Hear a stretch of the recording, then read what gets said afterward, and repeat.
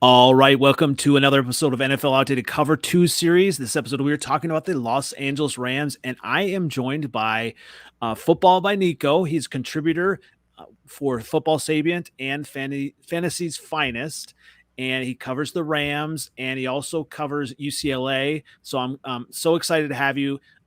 Welcome to the show. Yeah, thank you for having me on. Glad to be here. Well, and this is a good time to be covering the Rams. You know, obviously they've got the Super Bowl win, and when you kind of were going through that season and the Super Bowl, did you kind of think that they had what it took to just kind of get over the hump and win it? Yeah, well, I think the major thing was their consistency throughout the year. Obviously, you get a couple guys like Von Miller, Odell. That is what I think gave them that extra push, to go and win the Super Bowl. But they were pretty inconsistent here and there. Like, some games they were like looking like Super Bowl champs. Other games they were looking like they were almost going to miss the playoffs. So I think just getting that consistency and kind of hitting that hill at the end of the year really helped them out a lot. Yeah, and when you look at who they brought in Matthew Stafford, and that obviously that was what they needed to kind of get over the hump, and he showed against the Bucks that he could do that. And when you look at his legacy, what does it say about him as a player that he was able to win the Super Bowl? And so that's the first question. Then the second question: do you see him now with the Super Bowl win as being Hall of Fame worthy? Yeah, I think that it adds to his legacy. I mean, a ring is going to add to anybody's legacy, but I think it's going to kind of open people's minds about, these players that have been in bad situations, and maybe that, makes people think differently about like Barry Sanders or even Megatron or even some of those guys like Philip Rivers as well is another guy that didn't get a ring, but kind of in the same deal as Matthew Stafford was, where it's like he's a great quarterback. People know he was a great quarterback, but he just was never able to put it all together. And when you look at him, I mean, was he just kind of the perfect kind of quarterback for what Sean McVay was kind of wanting to do in that offense? Yeah, I think that he brought a different dimension definitely than Jared Goff did. Obviously, he's got a great arm talent. They 41 touchdown passes, and just his ability to push the ball down the field was great. But there's obviously with that also comes, the 17 interceptions, which was, I believe, league leading. But that's just what happens when you have kind of a gunslinger at the helm, is you're going to get, those beautiful like touchdown passes like they had in the opener against the Bears, but you're also going to get those like questionable interceptions. Yeah, and that's something that had plagued them for a while with the Lions. He had so many comeback wins, but that biggest thing was, why was he behind? And you want a quarterback that's gonna be there from start to finish, and it's not an easy thing in the NFL, but it makes a difference when he's in the right situation as well. Yeah, definitely. I think that Sean McVay definitely changed the offense to fit around him too. Like I know they saw a lot more vertical routes, a lot more deep shots than when they were with Jared Goff, and it was a little bit more of a spread kind of play action offense. Now you look at that Super Bowl play, and it's pretty iconic now. The no look. I mean, does that kind of really, I don't know, highlight more of what Stafford is able to do? Yeah, I think that that's what you're going to get, when you have a veteran quarterback like Stafford, is you kind of get those plays that he knows, where Cup is going to be. He knows they got great chemistry as well. I think that helps a ton. And he just knows what the play is going to be, where the linebackers are going to go move to. So I think that was just a veteran presence and also his chemistry with Cooper Cup. Well, speaking of veterans, I mean, you really need veterans, to continue to win. And the Rams had that Super Bowl. It's so difficult to, especially in the NFL, to repeat. I mean, uh, it just doesn't happen. So when you have him and some of the veterans that are still there, I mean, do you see them having a Super Bowl hangover? And what do you see their chances are of repeating? I think maybe they would have the opposite, actually. As Stafford kind Mm. of gets more comfortable in the system. I know they've got the number one strength of schedule next year, and it's a tough schedule. But I think that they've got a pretty decent chance, also considering the NFC has just been pretty shallow now that all the talent left to join the AFC. So I think that the NFC is going to come down. I think to the Bucks, the Rams, and maybe someone from the NFC East. That's yeah, and that's a big question. I don't know. I do see, when you look at the NFC East, the Eagles could be a tough team, obviously with AJ Brown, and if quarterback takes another step up. I mean, it really shows in the NFL when you get deep into the playoffs how important the quarterback is. Yeah, definitely. I mean, he's your signal caller, he's your leader. And I think that that's why these teams recently, this past offseason, they were trading for quarterbacks because they saw what the Rams did and they're like, oh, that works. Obviously, let's go and do that ourselves. And when you look at the division, is there a team that you're worried about most, going into 2022? I would have to say the Niners. I know they've had, no matter the quarterback, no matter like what the roster was, they've always seemed to beat the Rams recently. And I think even if Trey Lance plays and just doesn't even play that well, I feel like they still might be able to get one off the Rams. So my prediction for next year was that they would split. But even last year, they just did not do well against the 49ers. What about the Cardinals? I mean, are they anything right now? It's kind of been just an interesting mess, with Kyler Murray and now, a top receiver being suspended. It's kind of a mess. I mean, are they going to be a threat at all in the division? I feel like they're just like a 9-10 win team at Mm-hmm. the best. I know they're pretty similar. In my opinion, they were pretty similar to last year's Steelers. The one that went 12-4, but they were just beating on easy opponents.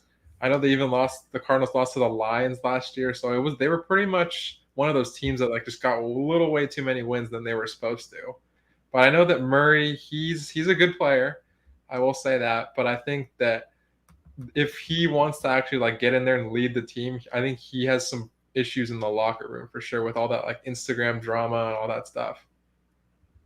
Yeah, it's obviously become the new thing in the NFL, and players, they're watching after their brand, and they want to get their money, and they want to make sure they're happy. But it's kind of become just an interesting thing that I'm sure teams have to worry about now. Yeah, definitely. I know that obviously you can't, be a good leader, be a good quarterback if your team just doesn't like you. So there's that as well. Well, in when you look at the Rams, you look at some of those players, there's no shortage of players to like on the team. And really, and we talked about Stafford, but we talk about Cooper Cup. I mean, just what he has, overcome. He's really he's got it, and he's so smart. I mean, he's probably one of the, most liked players within that team, right? Yeah, I would definitely say so. I know the whole offense runs through Cooper Cup, whether it be a screen, whether it be a deep shot, whether it be an intermediate pass, the whole offense is just Cooper Cup, and that's why he's able to put out those kind of numbers. I know everybody in the locker room loved him. Him and Robert Woods, unfortunately, are not going to be together anymore. I know they were really likable for sure. And you look at Cup, I mean, everybody knows how good he is, but he still is able to, put up the numbers he does. It's just crazy how good he is and how smart he is.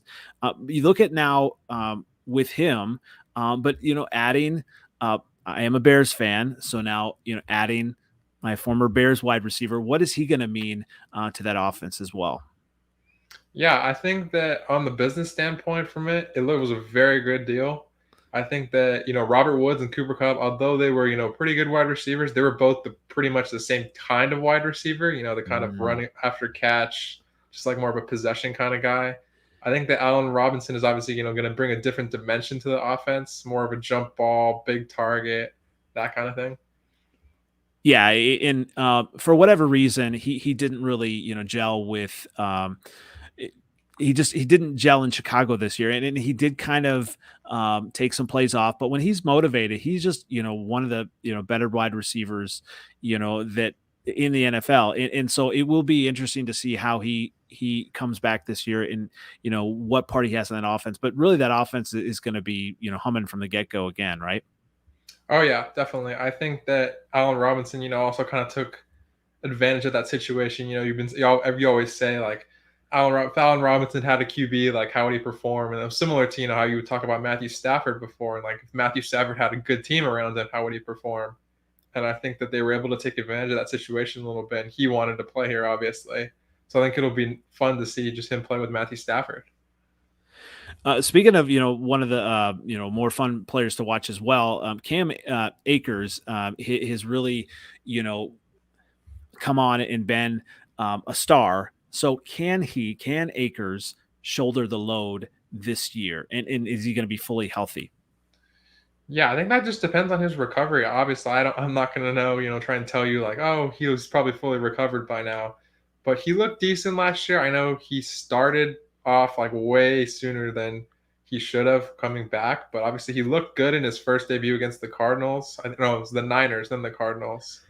But I saw that he was running well. He looked good like in his cuts and stuff, but I could tell he wasn't like, 100% with his speed and everything compared to last year. But I think that if he can kind of rotate in and out, maybe like 60-40% of the snaps, I think they can keep him fresh for the whole year. Were you surprised that they didn't, sign Sonny Michel back to the team? I don't think so. No, I think that's what one of the things that you have to do when you're the Rams is kind of let some of those guys walk that you would have liked to sign back. I know he was their leading rusher last year, Mm-hmm. and I know that they really liked his style of play towards the end of the year. But ultimately, they just had to use one of those draft picks on Kyron Williams to replace him. Yeah, and what do you see in in Williams in his role? I mean, because you also have Darrell Henderson, who's been a solid back as well. I mean, how do you see those two kind of mixing in the rotation? Yeah, well, I think they drafted Kyron Williams definitely to either replace Darrell Henderson, if he leaves, or just to be, a third rotational back. Because in 2020, they had a good rotation between Akers, Henderson, and I'm trying to think of Malcolm Brown, and that was really Yes. good for them. But I think that the main reason that they drafted him was because they were injury concerns for every single other running back on the roster. Cam Akers with his Achilles, Henderson's been banged up pretty much every year, and then Jake Funk had a double ACL surgery. I guess what I really want to know too, and all the listeners may want to know too, should I draft Cam Akers, in the top of my draft? I mean, can you count on him to get most of the carries? I would say yes, but I wouldn't say that he would be that fantasy relevant. I would kind Mm, of rank him in the similar tier to those guys like, Elijah Mitchell. I would say treat him like a 49ers running back, because they run a similar kind of system. But I mm. know that McVay will have him out there for most of the time, but I don't think he'll be that fantasy relevant. I would say maybe like 10, 15 points a game is what I would expect from him. And so, kind of most of the touchdowns might be spread around then. Oh, yeah, I would say so for sure. Yeah, and when you look at it, I mean, especially adding Allen Robinson to that offense, I can see short yardage just kind of throwing it to him. I think that might take a little bit out of the running game as well, fantasy wise. Yeah, I know in short yardage, they do love their tight ends, Tyler Higbee, and he's also a pretty decent threat in the red zone as well. So he definitely can vulture some of those touchdowns. When you look at then the other side of the ball, obviously the Rams offense, that's going to get all the publicity and everything, but the Rams defense, is really what won them the Super Bowl, literally on the last couple plays there. And what are you looking for in 2022, like key defensive players, other than just the regular guys? Who needs to step up this year in 2022? I think definitely that's going to have to be someone in the secondary because Mm-hmm. you lose Darius Williams. They did get Troy Hill back, so I think that'll be a pretty good move for them. But there's a lot of young guys in the secondary. I think they drafted like four-ish DBs. And I think that one of them is going to have to step up and kind of be, a leader as well as just being a good player, for them. I know last year they weren't entirely, set on having Robert Rochelle start across from Ramsey, but I think that's the main thing is just having someone opposite Jalen Ramsey that can actually like be a good starter. Because I know that Darius Williams wasn't exactly what they wanted in a cornerback outside of Ramsey. Well, yeah, and you look at the NFL. I mean, it's a passing league. I mean, they're going to have to be able to cover. I mean, obviously you got Aaron Donald, right? He's going to create all the pressure, and just he's going to be probably one of the best players um, in the league, if not all time, right? But talk about then also that the addition of Bobby Wagner and what he will mean to that defense. Yeah, so the Rams really haven't had a good cover linebacker since, they had Corey Littleton back in 2018-19, and they've kind of had to use the DB talent to fill the space.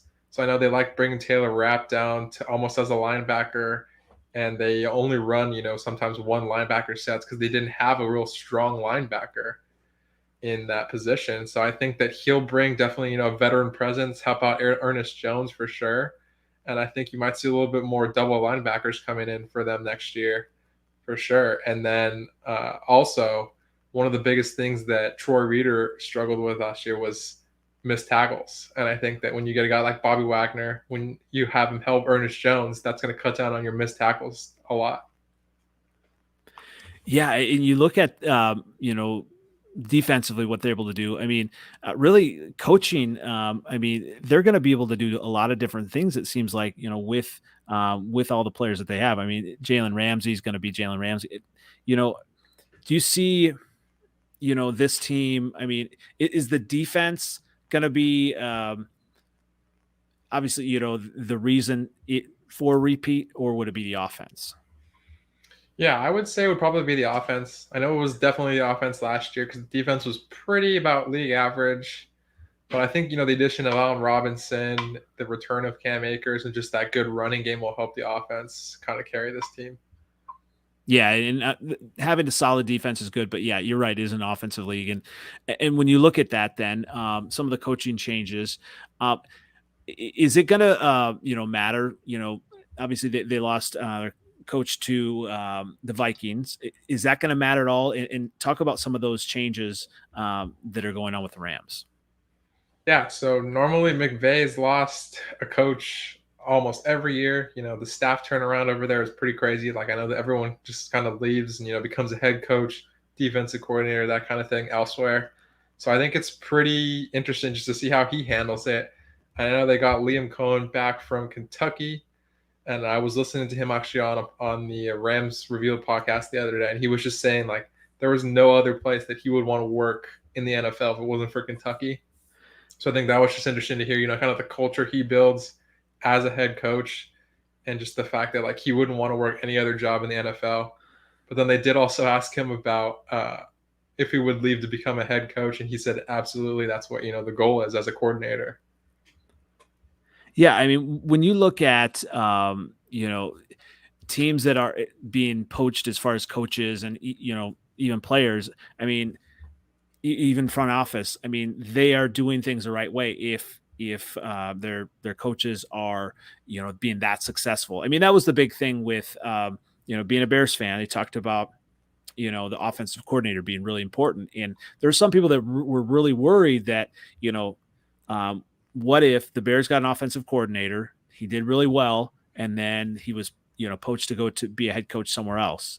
um, but Chicago Sports Radio, we talked about that being a good thing. If you have a coach that is going to another team, that means something really good has happened. Yeah, definitely. Obviously, people want to try and copy the Rams almost mold because they've been so successful. And I think that they think that trying hiring a coach is going to be good, but his coaching tree has been very good. I mean, he met one of his former coaches in the Super Bowl, That's right. Zach Taylor. Yes. and then you have Matt LaFleur in Green Bay. They've been doing really good. Trying to think of who else. So yeah, I guess that leads me then to so I do Friesen for NFC North podcast, and with the Vikings, what do you see that the Vikings are getting with Kevin O'Connell as their head coach now? Yeah, I think obviously they're going to run the Sean McVay offense. So I would say, you're going to see a lot of that triple wide receivers. And I think the Vikings will definitely benefit from that because, they have one of the best duos in the league, Justin Jefferson, Adam Thielen. And I know you're also going to see a lot of Dalvin Cook runs to the outside because I know they like their sweeps to the outside and then the line moving to block as well. What about tight ends? I mean, do they like their tight ends as well? Obviously, with Higby, what they how they used him. Yeah, no. So the Rams haven't really liked their tight ends for a while. I know in Mm. 2019, everybody knows like Tyler Higbee, fantasy football legend, but I know they haven't really given them, I think, more than 50-ish targets in a year. So you're not going to find like a Travis Kelsey, Mark Andrews, George Kittle on the Rams. But I know that they do like short yardage with the tight ends. They like red zone with the tight ends, but not much of that like pure receiving. That'll be interesting because when you look at the Vikings tight ends and like Irv Smith and things like that, they may not be the focal point of the offense then. Oh yeah, definitely. I think you're going to see Dalvin Cook a lot, and you're going to see Justin Jefferson a lot more than anybody else. I think they're going to be, I would say probably 80% of the offense. Yeah, yeah. Well, a lot has been said about the Rams draft and their philosophy, their strategy. What are your thoughts on the Rams draft and that strategy F them picks? Yeah, well, I think that it was a good draft for them overall. I think that, some of the analysts aren't going to see, what the Rams obviously see in these players because the Rams draft strategy is not to go and get, the guys that can play day one all the time. What you're going to see with the Rams drafts is, some guys that can kind of sit behind the people that are playing currently, learn from them, and then you develop into those quality starters. Because, you saw that with Joe Noteboom and Andrew Whitworth. And now Noteboom's going to be the starting left tackle next year. So when you look at the Rams players, then the draft who they got, then um, who do you see as someone down the line that is going to be that breakout player? Yeah, I think that Quentin Lake, obviously, maybe I'm biased because I've also seen him play at UCLA a lot. I Mm-hmm. think that he could be, Jordan Fuller type of placement, especially how with the history of the Rams just letting those safeties walk, getting those comp picks. And I also think that Kyron Williams might be, the next guy up when it comes to running backs because Darrell Henderson is a free agent after this year. And, if he impresses the coaching staff, he might be the next running back. Yeah, it when you look at that type of offense, if it obviously is, some of the 49ers, you're going to need, a few running backs. You're going to need someone who's going to be durable as well. I mean, what is the difference between those running backs as far as like it? Kyron Williams is he kind of more? Is he a bigger guy? From what I've seen from the tape, he's definitely a more shifty guy Mm, than some of the other guys. He's, let's see, 5'9", 200 pounds. okay, so he's Yeah. yeah, and he's out of Notre Dame. I see that. Yes. Yeah. So I know he was really good on pass pro. That was some of the things I saw. And he was really good on just like catching out of the backfield as well. Yeah, and they're definitely gonna need that, as part of the offense. Yeah. Something that I remember I was like wondering was I know that I was watching in 2020 and I was like, why isn't Cam Akers in? They had Malcolm Brown in for most of the time. That was because he was good in pass pro. And that's what they needed when the offensive line was starting to struggle. So I think that he might get, a good amount of the snaps just because of that fact. When you look at this team overall, I mean, they did what they needed to. They won that Super Bowl. Do you see there being kind of more fans that are coming toward the Rams because of that Super Bowl win? I mean, it was interesting watching the parade, and it was unlike any other parade that we've seen before. It just seemed like some of the routes there weren't as many people, and if it's LA. But do you see more fans kind of coming to the Rams because of this win? Yeah, I think that you'll see not maybe not as many as they would like, but I think you'll see a new generation in Los Angeles now that there's a football team here and a successful football team as well. They might try and lean more towards the Rams than some of their previous teams. Because I know personally, like when I started getting into football a couple years ago, I just chose the Rams because they were the home team at the time. They just come back into LA, and I was like, oh well, It's my hometown team. I got to support them. What about with the other LA team, the Chargers? I mean, do you see there being a rivalry there, or I mean, what do you see with the Chargers there? Yeah, I know that it's LA is definitely a big enough city. I know you see it with the Clippers and the Lakers. It's definitely a big enough city for two teams. And I think that I would say people are definitely more Rams fans than they are Chargers fans. You know, people always make the joke about there's 10 Chargers fans and that kind of thing. But I think it's partially true. I mean, you transplant a franchise that has been in San Diego for like a really, really long time and put them into LA, and there's going to be maybe not as many fans as they would like to be. When you look at possible Super Bowl preview, what would it be like in LA if it was a Rams Chargers Super Bowl? Yeah, I think that would be pretty cool, actually. I know I like Justin Herbert a lot. I think he's a cool guy. Drafted him in my Dynasty Fantasy League, so he's in with me for the long haul there. And I think that would kind of, I don't know if it would split necessarily, but I think you would definitely see more people lean Rams than Chargers. Yeah, the Chargers seem to be a sleeper pick because of Herbert. But when you look at it, the AFC is a lot harder, I mean, to get through than the NFC, isn't it? Oh yeah, for sure. And even within Herbert's own division, you got Russell Wilson in the Broncos, Patrick Mahomes in the Chiefs, and then Devontae Adams and Derek Carr on the Raiders. So just even to the top of his division would be pretty hard to do. Going back more to the division with the Niners, right? They may be probably the team you're worried about the most. What was that like? I mean, going into that NFC Championship game, I mean, there seemed to be just something that the Niners had over the Rams. Is that kind of obviously over now that they have that win? Yeah, I think it was kind of like a rivalry, in recent years, but I think definitely they won when it counted. And obviously, those players had extra motivation. They've beaten them, I think, like 8 times in a row, something crazy like that. Mm-hmm. So I know they had all that motivation on their side. But I know that losing to them at the end of the season was definitely in overtime as well was definitely hard for them, and I think that they kind of went out and proved it in the playoffs. Yeah, you're right. That winning when it matters most is obviously that's what matters.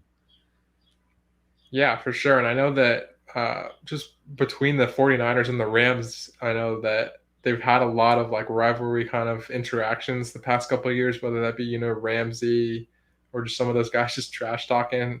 I think that's always good. You get some of those good rivalries and it's a good game to watch. Browns and the Steelers, or the Steelers and the Ravens, or the Packers and the Bears, even. Yeah, well, as a Bears fan, it hasn't been much of a rivalry lately. Yeah, Aaron Rodgers saying that I own you. And I can't I can't dispute that, but we do know that not much happens in the playoffs with Rodgers. So there we go. Definitely. I know the Rams got pretty lucky as well. I know that of the AFC finalists, Buffalo, Kansas City, Tennessee, and Cincinnati. I think Cincinnati is probably the one they wanted to face the most. And I think that worked out pretty well for them. And on the NFC side, the 49ers even took care of the Packers for them. Yeah, that was such a weird game. Packers, they're going to have an interesting season. I think they're going to miss Devontae more than they think, at least more than Packers fans think. So we'll see. They're always a threat with Aaron Rodgers. We'll see kind of what they're able to do on offense, though, without their main wide receiver. Yeah, he took a lot of the targets, and I think that most people don't realize is Rodgers didn't really trust some of his other wide receivers, Mm-hmm. and just the fact that like his one of his like friends that's been there for forever is gone, and like most of the offense was built around getting Devontae Adams the ball. So yeah, I mean, you brought up a great point there about trusting the wide receivers. What do you see? Obviously, you've been covering Matthew Stafford this year. What do you see the difference between Stafford trusting his receivers because he came into a brand new situation, and Rodgers trusting his receivers. I mean, what do you see the difference there? I think a lot of it is chemistry. I think it's getting those extra practice reps in. I know everyone's probably heard Cooper Cup and him were getting breakfast and just talking football. So most of it's chemistry. I would say a lot of it too is just how the offense is built around getting the wide receivers the ball. Because whether it be just screens or something easy like that versus like a real deep shot. I think it just depends on how good the wide receiver is to begin with, as well as just chemistry with the quarterback. Yeah, I mean the Rams, easily have the better set of wide receivers. Last year, maybe not. I don't know. I mean, Cooper Cup and Devontae Adams. I mean, of course, then when you had Odell Beckham, that added an extra layer there as well.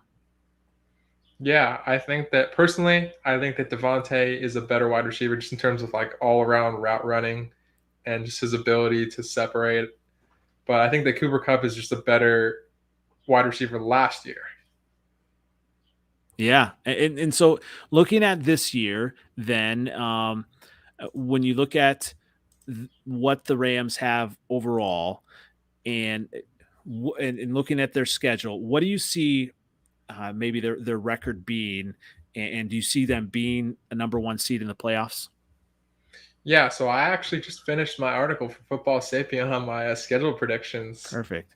And my final prediction for them, depending on the final week 18, resting starters, was either 13-4 or 12-5 or 12-6. Yeah, 12-5. Yeah, that 17th game is so weird now. Yeah, so it was either 12-5, depending on how they lose, whether they lose to the Seahawks or not when they rest the starters, if they're in that kind of position, or 13-4. Okay, yes. So we're definitely going to have to go and read the breakdown on that. I'm looking forward to reading that. And where can everyone find that again? Yeah, so Football Sapien, it should be on the main page within the next couple days. And you can just look for it. They'll have the thing that says just Rams schedule predictions and analysis. Well, I definitely appreciate you talking Rams with us here and really, giving us your insights. So everyone can find you at Football Sapient. Where else can everyone find you? Yeah, Football by Nikko on Twitter and Instagram. And I will also be dropping a couple podcast episodes the next week on the Football by Nikko show. Awesome. And is that a separate website, or that's going to be on your Twitter? Yeah, it'll be on my Twitter. I'll tweet it out. It'll also be on the NFL Sapien website if you just go under podcasts. So we'll have that up within the next couple of weeks, and you guys can go check it out. Awesome. Looking forward to it. I definitely appreciate you coming on, Nikko. Yeah, thank you for having me. It's a pleasure. Once again, this has been an NFL Outdated Cover 2 series on the Los Angeles Rams, and we'll see if they can repeat. Thanks again.